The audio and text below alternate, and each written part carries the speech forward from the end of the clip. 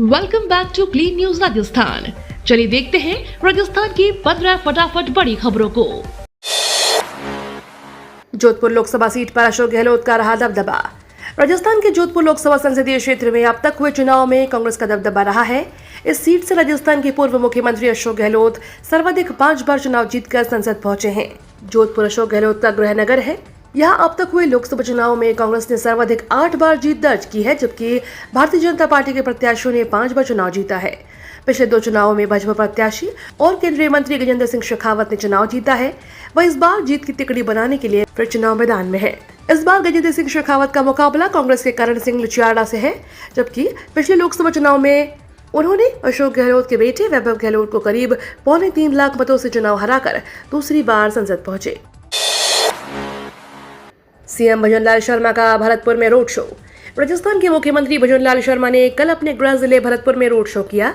भाजपा प्रत्याशी रामस्वरूप कोहली के समर्थन में यह रोड शो कुम्हेर गेट चौराहे के मुख्य बाजार में होता हुआ बिजली घर पर जाकर पूरा हुआ। रोड शो में भीड़ उमड़ी। महिलाएं छतों पर चढ़कर रोड शो देखती रहीं। मुख्यमंत्री और उनके काफिले का जगह जगह पुष्प वर्षा कर स्वागत किया गया। मुख्यमंत्री भजनलाल शर्मा ने रविवार को डीग के सीकरी, कुम्हेर, धौलपुर के सेपो में जनसभा को संबोधित भी किया।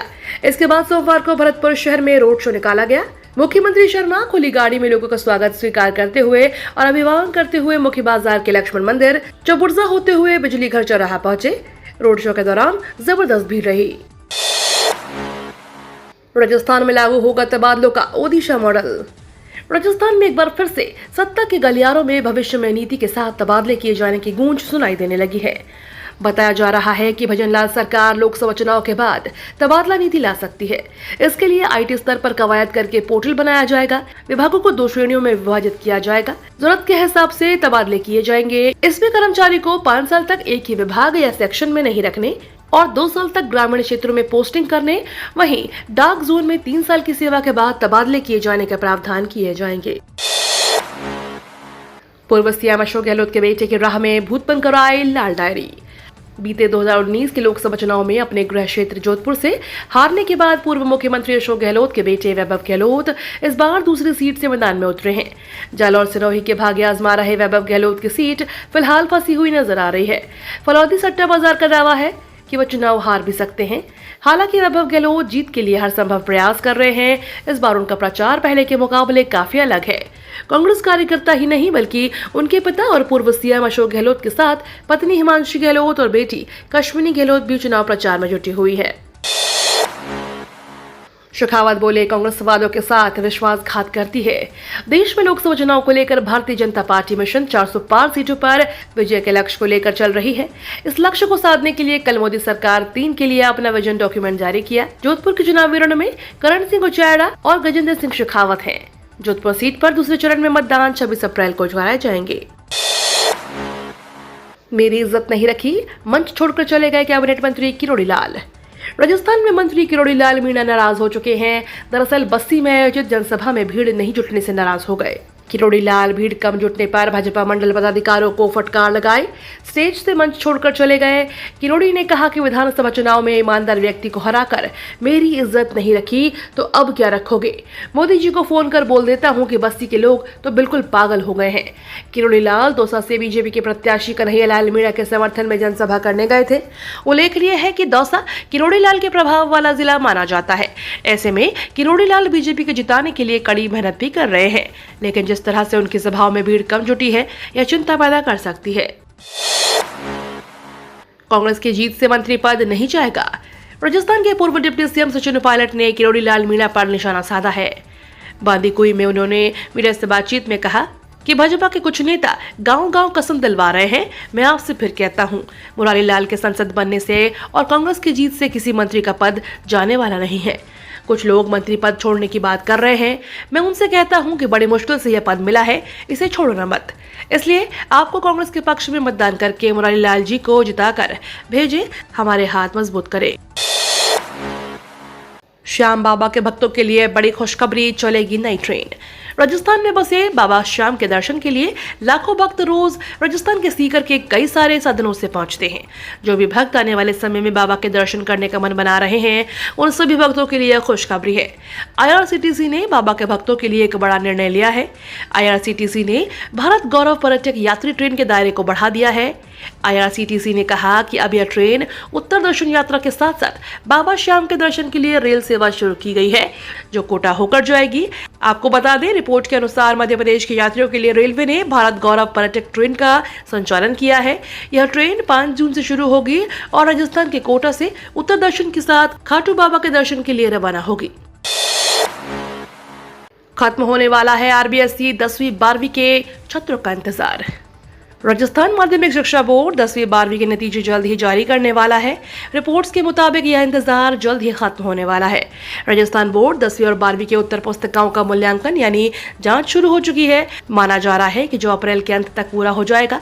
इसके बाद राजस्थान माध्यमिक शिक्षा बोर्ड मई माह के 1 से 7 तारीख के बीच 10वीं और 12वीं के परिणामों को जारी कर सकता है। इसके बाद रिजल्ट प्रेस कॉन्फ्रेंस के माध्यम से घोषित किया जाएगा। अब सरकारी स्कूलों में पढ़ाई जाएगी देसी भाषा। भारत एक बेहद विशाल देश है। यहाँ हर थोड़ी दूर पर लोगों की वेशभूषा के साथ खान पान और भाषा में बदलाव हो जाता है। लोगों की अपनी लोकल भाषा होती है। वैसे तो हिंदी का इस्तेमाल कॉमन है, लेकिन लोग घरों में या आपस में बातचीत के लिए देसी शब्दों का इस्तेमाल करते हैं। राजस्थान शिक्षा विभाग ने अब देशी भाषा को पाठ्यक्रम में शामिल करने का फैसला किया है। इस बदलाव को नए सत्र से लागू किया जाएगा। नकलची ट्रेनी थानेदारों पर भड़के युवा। राजस्थान में सब इंस्पेक्टर भर्ती परीक्षा 2021 में सामने आए फर्जीवाड़े के बाद युवाओं में खासा आक्रोश है। परीक्षा में चयन कराने वाले थानेदारों के पकड़े जाने के बाद अब इस परीक्षा को रद्द करने की मांग ने जोर पकड़ लिया है। इसकी मांग करने वाले युवाओं ने पेपर रद्द नहीं करने पर लोकसभा चुनाव में वोट की चोट का ऐलान कर दिया है। आक्रोशित बेरोजगारों का कहना है कि भर्तियों और सरकार के प्रति अभ्यर्थियों का विश्वास बना रहे, इस दिशा में काम करते हुए सरकार को तत्काल SI भर्ती 2021 रद्द करनी चाहिए, अन्यथा युवा भाजपा के पक्ष में मतदान नहीं करेगा। पेपर लीक प्रकरण मामले में कोर्ट का बड़ा आदेश। राजस्थान हाई कोर्ट ने पुलिस उप निरीक्षक भर्ती 2021 पेपर लीक से जुड़े मामले में 12 आरोपियों की रिहाई पर रोक लगा दी है। जस्टिस सुदेश बंसल ने यह आदेश राज्य सरकार की आपराधिक याचिका पर सुनवाई करते हुए दिए। मुख्य महानगर मजिस्ट्रेट महानगर द्वितीय ने आरोपियों की अवैध हिरासत मानते हुए उन्हें सशर्त जमानत पर रिहा करने के आदेश दिए थे। रामनवमी के पहले जयपुर में भगवा पर गहराया विवाद। राजधानी जयपुर में रामनवमी से ठीक पहले भगवा मुद्दा गरमाया। जयपुर में लोगों के घरों पर लगे भगवा झंडे व भगवान राम की फोटो के झंडे को नगर निगम की टीम ने उतारा तो मामला बिगड़ गया। दरअसल कांग्रेस कमेटी की शिकायत के बाद नगर निगम की टीम भगवान राम के झंडे को उतारने पहुंची तो भाजपा ने कांग्रेस पर जमकर हमला बोला। प्रदेश की राजधानी जयपुर में रामनवमी से ठीक पहले आचार संहिता के नाम पर भगवा मुद्दा गरमा गया है। नगर निगम हेरिटेज ने कांग्रेस कार्यकर्ताओं की शिकायत पर आचार संहिता के उल्लंघन के नाम पर भगवा झंडों को हटाना शुरू कर दिया। कैंसर पर तगड़ा वार के लिए सम्मेलन, नई तकनीकों और जांच शुद्धता पर जोर। नई दिल्ली स्थित राजीव गांधी कैंसर संस्थान व अनुसंधान केंद्र ने association of medical physicists of India ने 29वें वार्षिक सम्मेलन का आयोजन किया। इस दौरान तकनीकी विकास, कैंसर देखभाल के क्षेत्र में जड़ों का भविष्य से जुड़ाव पर आयोजित कार्यक्रम में कैंसर पर चर्चा की गई। कैंसर के बढ़ते मामलों को देखते हुए जांच शुद्धता, नई तकनीकों और सटीक एवं प्रभावशाली तौर तरीकों के उपयोग पर जोर दिया गया। भारत में टेस्ला और स्टारलिंक की एंट्री पर बोले पीएम मोदी ने टेस्ला और स्टारलिंक पर भी अपने विचार रखे हैं। पीएम ने कहा कि यह कहना कि एलन मस्क मोदी के सपोर्टर हैं अलग बात है। हालांकि यह वास्तव में वह भारत के सपोर्टर हैं। विदेशी निवेश का स्वागत है, इससे देश में रोजगार पैदा होगा। पीएम ने आगे कहा कि पैसा किसी का भी हो, लेकिन पसीना मेरे देश का होना चाहिए, साथ ही पर्यावरण को मदद मिलेगी। उन्होंने एप्पल और सैमसंग के निवेश का भी उदाहरण दिया। ये तो थी राजस्थान की बड़ी खबरें। रोजाना सबसे पहले अपडेट पाने के लिए क्लीन न्यूज राजस्थान को अभी सब्सक्राइब करें।